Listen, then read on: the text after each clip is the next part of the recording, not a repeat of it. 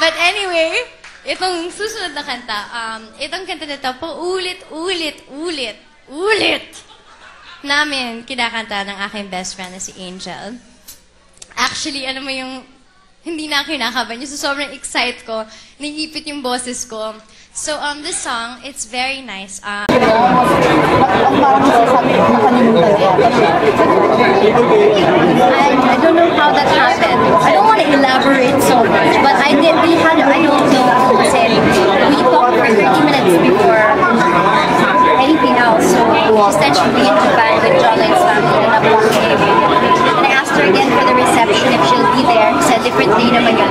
She said that she'll still be in Japan. So, hindi ko na siya kasi yung pinost mo was something that she was never invited in all of it. Yeah, I saw that. And you're clearing it out that she was invited, but definitely. Although I didn't print anymore an invitation, but I personally looked on the phone for 30 minutes. So there was some chat. Heart Evangelista at Angelica Panginiban nag-followan na sa Instagram. Pero bakit nga ba ngayon lang? Mga Cheka Peps, ito na naman tayo sa isang mainit na showbiz friendship drama. Dalawang reyna ng teleserye, parehong matapang, palaban at walang inuuruan. Heart Evangelista at Angelica Panginiban, ngayon lang sila ng followan sa IG? Bakit ngayon lang? Anong nangyari sa pagkakaibigan nila?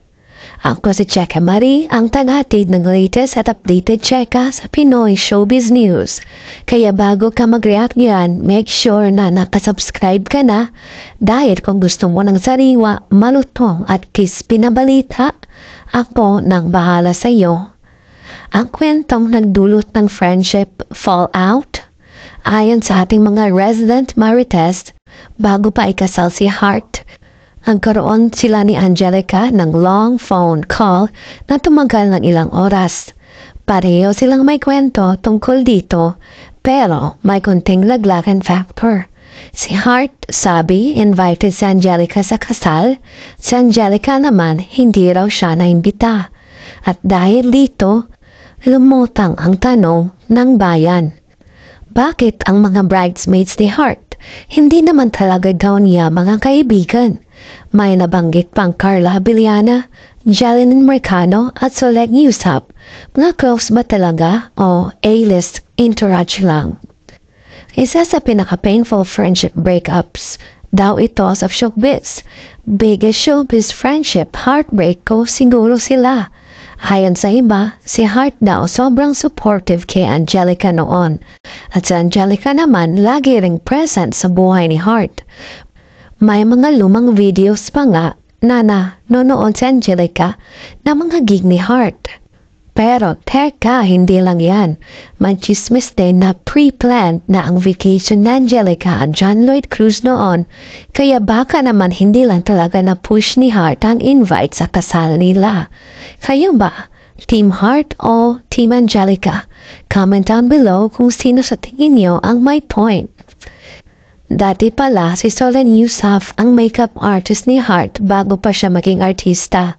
At si Jeline Mercado, sobrang fan si Heart ng Jen Den. Yes, Jeline at Dennis Trelio. Ang daming layers ng friendships na hindi natin alam. Kung may PhD ang pagiging Marites, doctorate level na tayo nito. May pag-asa pa ba ang friendship na to?